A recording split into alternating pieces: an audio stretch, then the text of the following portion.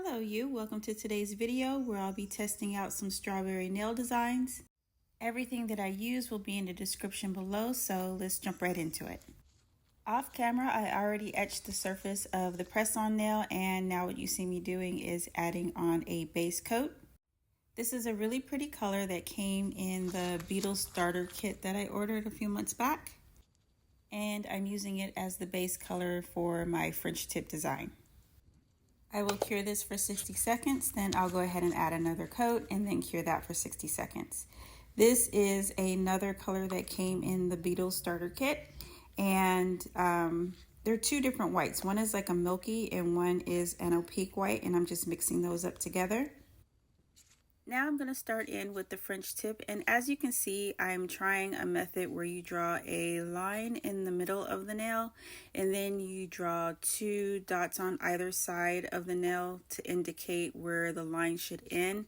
I've been practicing my French tips lately and doing different methods of getting it done, and to be honest with you, I find it a lot easier to freehand my French tips. That one was kind of a mess to get through. I had to do a lot of correction. So you have to find your way of doing things, whether you use decals as a guide for your French tips or, you know, the line and dot method. You have to do what works for you. For me, it's going to be freehand moving forward. And once my French tip was completed, I went ahead and added a matte top coat. Here are my nail art pens. They're acrylic paint. I did a video on that a few months back as well. They're super beginner friendly and easy to use in order to get your artwork done. And I'm just adding little heart blobs on the nail sporadically here and there. It almost looks like a cow print, almost like a red cow print. But these are going to be the meat of our strawberries. And you might think that it might take longer to use paint instead of gel polishes for your artwork, but it doesn't take any longer. It only takes between 30 seconds to 60 seconds for the acrylic paint to dry, and that's no different than you using gels and putting it in the oven to cure. Now I'm going in with my yellow acrylic paint and just adding dots sporadically on top of the red, and that's it. That took less than 30 seconds to do. Now I'm taking the green and just scribbling on top of the strawberries to act as, you know, the little leaves on top. And again, there's no rhyme or reason here. Just be free and fluid. Don't overthink anything. Now I'm going to use this brown from the same Beetles kit that I purchased, and I'm just pressing down on top of the foliage of the strawberries. I'm not like stroking them on. I'm just literally picking up some paint on the brush and just pressing down, and it already gives me my lines. So I'm using the brown gel polish instead of paint because it's kind of see-through. It's not so thick and opaque, and that's the look I'm going for.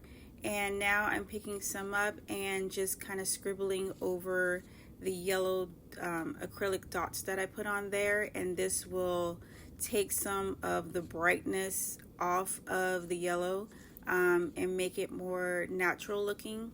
That way the yellow is just, you know, isn't just like popping off of the strawberries. Also, I want to note that I'm working very quickly with the brown gel polish, that way it doesn't spread all over the nail. Then I go ahead and wipe off any mistakes with a brush and some rubbing alcohol.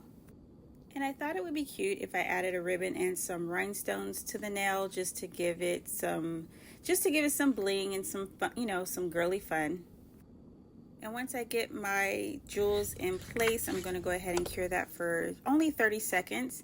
Now I'm going to add the finishing touch with my top coat from Beetles, and I am going to just slather this all over the place. Usually you would not want to put your top coat on top of stones because it will take the shine away, but because this is a practice nail, kind of like just an idea swatch that I have going on, I really don't care.